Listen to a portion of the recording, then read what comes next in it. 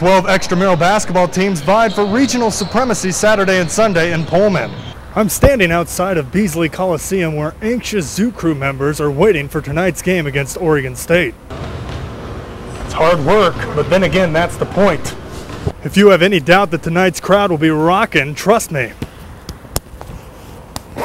I'll be a part of it. Reporting from the Northwest Regional Basketball Tournament, I'm Justin Pocarney for Cable 8 News. WSU's advertising team competes today in the Regional National Student Advertising Competition in Portland. The 15-member team has spent the better part of a semester creating an ad campaign for AOL Instant Messenger. The 32-page campaign book is a testament to the amount of work put in by NSAC members. The book contains everything from our research to our media choices to our campaign proposal in terms of our creative strategy and our budget. As part of the competition, members Gretchen Brown, Chris Landreth, Matt McVicker, and Luke Tushar will present the campaign to a panel of advertising execs. The group's goal is simple: win regionals and go to nationals. We are going to be presenting with 8 other schools, trying to win regionals and go to nationals, which is in June in Atlanta. Does the team have what it takes? Luke Tushar thinks so. Our advisor Dan Pedic has put a lot of confidence into us, and you know, I think between what he said and what we put together, we've got it. We've got it! With WSU's advertising team, I'm Justin Pocarney for Cable 8 News. Now you have AIM.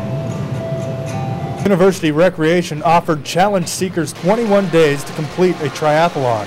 Running 26.2 miles, biking 112 miles, and swimming 2.4 miles may seem daunting, but for a select few it was nothing more than another day at the rec. The feedback I've been getting from participants is that they are continuing with their workouts. This 21 days did change their habits, and they are now having a healthier lifestyle. Director Haley Colvin says the program was a big success, jumping from 1 participant last year to over 180 this year. We've had about 75 people turn in entries already.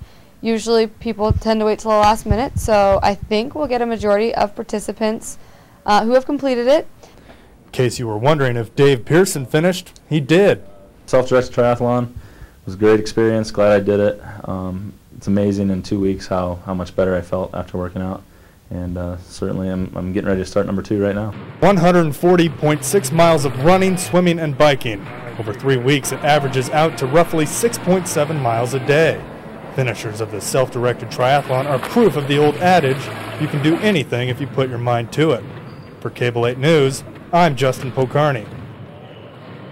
Big wheeling's like the Marines, it's the few and the proud. It's about the thrill and progression of sport. There's not a whole lot that beats the wind ripping through your face. This isn't for everyone, you know. You fall hard, but you go fast. We could really care less if anyone thinks about us, you know. If they got a problem, say go to Walmart, buy your own. Big wheeling really helps people identify with us. It really takes them back to their childhood. We're not really that well known yet around campus, but hey, we've got groupies. I'm basically in love with them, but I wish I could just know who they are. People don't need to know who we are. Look at Batman. Do people need to know he was Bruce Wayne? It takes some guts to do it. Sometimes it punctures the skin a little bit and you get some blood flow, but hey, it's all part of the game. You're just pulling away from me, man. I can't hold corners. I love just hitting a huge power slide and doing the 180s and 360s. Doing some power slides, a couple of spins here and there. We always close off every big wheeling session by riding down Campus Street. And last week, my friends rode behind me in their car and got up to 30 miles an hour. It was pretty intense. Riding dirty with a couple of big wheelers, I'm Justin Pocarney for Cable 8 News.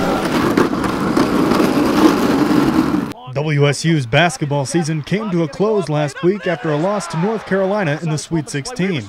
Nevertheless, Cougar fans have fond memories of one of the greatest teams in school history.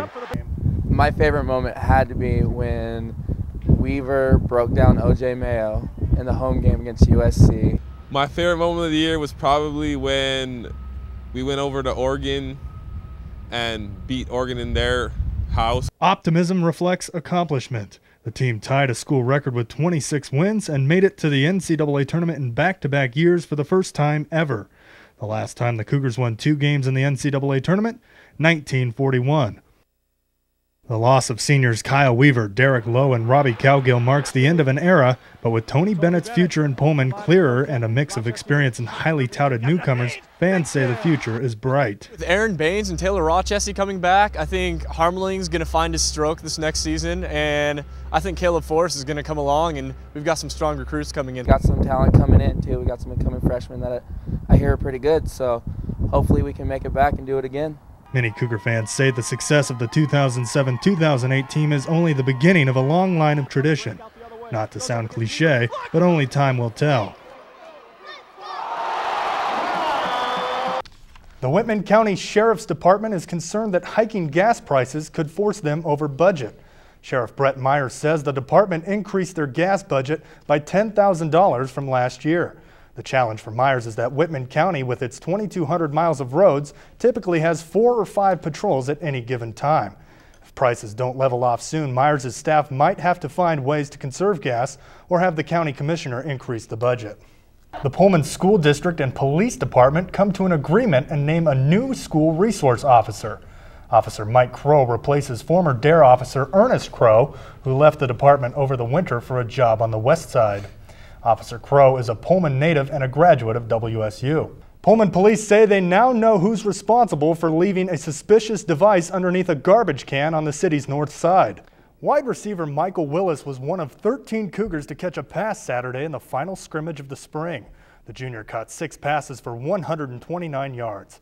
Quarterbacks Gary Rogers, Kevin Lopina, Cole Morgan, and Marshall Lobelstall combined to complete 29 of 45 passes for 350 yards and 3 touchdowns. Sophomore kicker Wade Penner connected on 4 of 5 field goals, including 2 from 50 yards.